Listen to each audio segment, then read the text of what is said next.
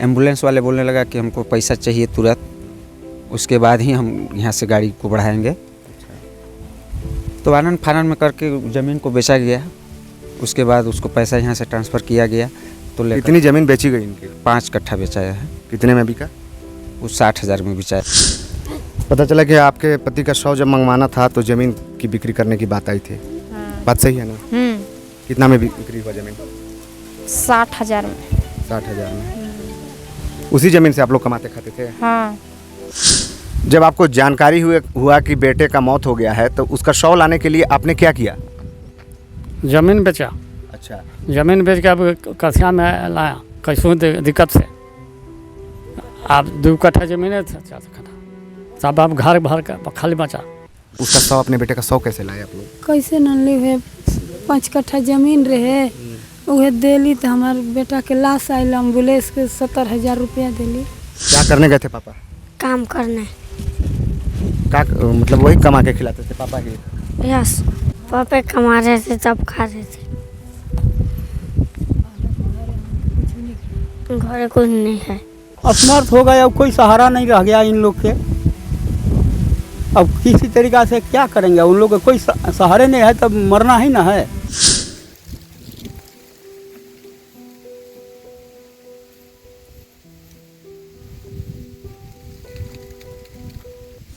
महाराष्ट्र कमाने गए माँ बाप के इकलौते बेटे का शव एम्बुलेंस से घर लाने के लिए पिता ने जमीन बेचकर एम्बुलेंस को दिया किराया। सगमा प्रखंड क्षेत्र के घघरी पंचायत अंतर्गत झुनका गांव निवासी अपने मां बाप का इकलौता बेटा व घर का कमाऊ युवक का शव महाराष्ट्र से वापस झुनका गांव लाने के लिए एक अत्यंत ही गरीब निर्धन पिता ने 5 कट्ठा जमीन 70,000 में बिक्री कर एम्बुलेंस वाहन को किराया चुकता करने के बाद बेटे का शव घर लाया। वहीं इधर इस प्रकार की मार्मिक घटना से आसपास के लोग काफ़ी दुखी हैं। मृतक युवक योगेंद्र यादव 1 माह पूर्व अपने घर मां, पिता, पत्नी और 2 अबोध बेटों से वादा करके कमाने गया था महाराष्ट्र में। वहीं इधर 1 माह भी ठीक से उसे महाराष्ट्र में मजदूरी करते हुए नहीं हुआ था, तभी वह अपने गांव जाने के लिए वापस तैयार हुआ और उसकी अचानक विगत 7 फरवरी को मौत हो गई। इधर मौत होने के बाद उसके पिता को सूचना दिया गया कि आपका बेटा अब नहीं रहा और उसकी मौत हो गई। इतना सुनते ही मृतक युवक योगेंद्र यादव के पिता नारायण यादव, जो इकलौते बेटे के पिता थे, फूट फूट कर रोने लगे। वहीं महाराष्ट्र से शव को घर लाने के लिए वह सक्षम नहीं थे, तब वह अपना 5 कट्ठा जमीन 70,000 में गांव में ही बिक्री कर पैसे जुटाए और एम्बुलेंस को किराया भुगतान किया। तब एम्बुलेंस मृतक योगेंद्र का शव लेकर झुनका गांव पहुंचा। मृतक के पिता नारायण यादव अत्यंत ही गरीब व निर्धन व्यक्ति हैं तथा उनका एक ही बेटा था, जिसकी मृत्यु हो जाने के बाद अब उसके वृद्ध मां, बाप, पत्नी और 2 छोटे छोटे बेटों की देखभाल करने वाला कोई नहीं बचा। योगेंद्र का पूरा घर परिवार मां, पिता, पत्नी और 2 छोटे छोटे बेटे के सिर से पिता व बेटा व पति का साया उठ गया। वहीं मृतक योगेंद्र के घर में दुखों का बहुत बड़ा पहाड़ टूट पड़ा है। मृतक युवक के पिता नारायण यादव, मां राधा देवी, पत्नी विंदा देवी और 2 बेटे अमित 9 वर्ष व आशुतोष 7 वर्ष अब पूरी तरह से अनाथ और बेसहारा हो चुके हैं। मृतक योगेंद्र कमाता था, तब वह 5 लोगों को अपनी कमाई की बदौलत घर गृहस्थी चलाता था। आपको बता दें कि प्रत्येक वर्ष और प्रत्येक महीने सगमा प्रखंड के किसी न किसी गांव से रोजगार करने, मजदूरी करने और घर गृहस्थी चलाने के लिए सैकड़ों युवक पलायन हो चुके हैं। वहीं गत 2 माह में केवल सगमा प्रखंड में पलायन किए हुए अब तक 3 लोगों की मौत हो गई है। वहीं उक्त पलायन किए हुए युवक का यह तीसरी घटना है, जिसमें विगत 1 माह पूर्व जिले के डीसी रमेश घोलप के प्रयास से सोंडिया गांव के एक मृत युवक का शव प्रशासनिक प्रक्रिया के तहत एम्बुलेंस से घर मंगवाया गया था। वहीं सगमा निवासी श्रवण भुइयां की मृत्यु आंध्र प्रदेश में हो गई और उसके भी माता पिता अत्यंत गरीब थे और उनके पास भी इतने पैसे नहीं थे कि वह अपने बेटे का शव घर ला पाते। उन्होंने श्रवण का शव गरीबी व पैसे के अभाव में नहीं ला सके और उसका अंतिम संस्कार आंध्र प्रदेश में ही जैसे तैसे किया गया। वहीं इधर झुनका गांव निवासी और अपने मां बाप का इकलौता बेटा योगेंद्र की मृत्यु विगत 7 फरवरी को महाराष्ट्र में हो गई। तब उसके पिता नारायण यादव ने बेटे का शव मंगवाने के लिए कुल खेती करने के लिए 5 कट्ठा जमीन बेचकर एम्बुलेंस वाहन का किराया 70,000 दिया। तब शव झुनका गांव स्थित उसके घर आया।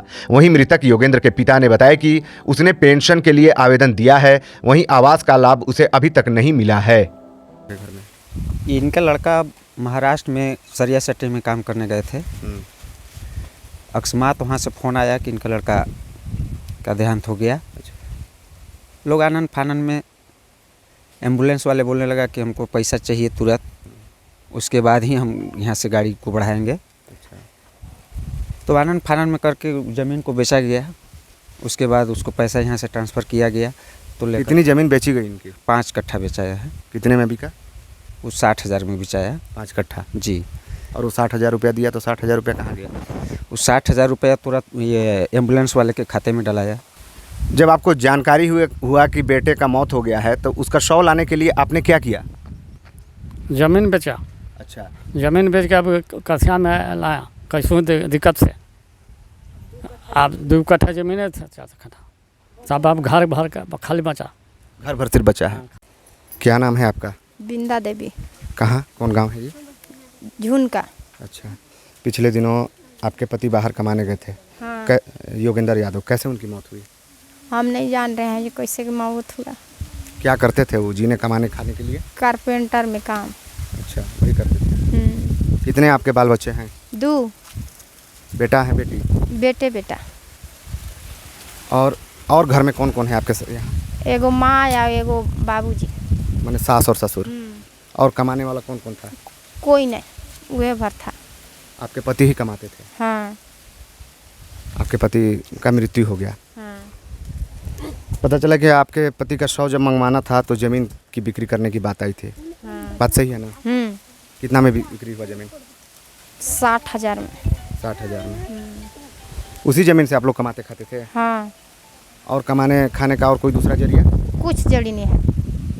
क्या होगा, आप कैसे होगा ये दोनों अब बच्चों आप का? ही ने बताइएगा भैया। आप लोग को आवास मिला है कि नहीं? प्रधानमंत्री नहीं। आवास आपके ससुर को मिला है कि नहीं? उनको भी नहीं मिला है? हमन पालन न मांगे थी। उन लोग को भी नहीं, आवास वगैरह नहीं मिला। क्या आप चाहती हैं स्थानीय प्रशासन आपका किस तरह से मदद करे? क्या चाहती हैं आप? कैसा मदद चाहिए? मदद चाहिए उनका, बाल बच्चा के पढ़ाने में, पोसने में। एगो माँ है, ससुर है, ये सब। और हमको जीव है, के देखेगा। क्या नाम है आपका? राधा देवी। अच्छा, ये किसके बेटे की मौत हुई है? हाँ, राधे देवी के बेटा के। कितने लड़के थे आपके? एगो बस इकलौता लड़का था? एगो लड़का एगो लड़की बा। अच्छा, एक लड़का एक लड़की है आपकी। आपका बेटा क्या करने गया था वहाँ? काम करे। कहाँ काम करने गया था? महाराष्ट्र में। अच्छा। सरिया सेटरिंग वाला। बेटे का मौत कैसे हुआ था? अचानक वहाँ काम करे ला भेजली तो हम कैसे जानू? एक बेरी मौते जानली। एक बार मौत हुआ? मौत हुआ तो आपको क्या, आप लोग को क्या कहा गया कि बेटे का यहाँ शव है, ले जाइए? हाँ। तो कैसे उसका शव, अपने बेटे का शव कैसे लाए आप लोग? कैसे न ली हुए? 5 कट्ठा जमीन रहे, उहे देली तो हमार बेटा के लाश आयल। एम्बुलेंस के 70,000 रुपया देली। जमीन कितना में बिक्री किए? जमीन 60। अब लइकन तो हुए कितना में तय कैलन, हम तो अपने। आप लोग का मेन जीवन यापन करने का जरिया क्या था? क्या चीज़ करते थे आप लोग? खेती किसानी। कुछ है नहीं के कमाता खाता। जन ही कमैली हुए बेटे एगो रहे, कमा के खियावत रहे, खाते रहे। मतलब वह घर का एक लौता सदस्य वही था कमाने वाला? उहे एक भैया रहे, बूढ़ा हुए रहे, एकदम नहीं बुढ़ान। और 2 बच्चा। अब क्या होगा? अब आगे वह मांगत थी कि कैसे हमन के पार करूं। आप लोग को आवास, चाहे आपके बेटे को आवास मिला है कि नहीं? नहीं, आवास नहीं, कोई किसानी नहीं मिला। राशन मिलता है कि नहीं? मिलल 5 किलो राशन। आवास नहीं मिला है? नहीं, आवास नहीं मिला। उसके जो 2 बेटे हैं पढ़ते हैं स्कूल में? नहीं, कहाँ स्कूल हुए, सरकारी स्कूल को। मतलब नाम लिखाया है ना सरकारी हाँ, स्कूल में? लिखाइल बा सरकारी में। स्थानीय प्रशासन से, प्रखंड स्तरीय प्रशासन से क्या चाहते हैं आप?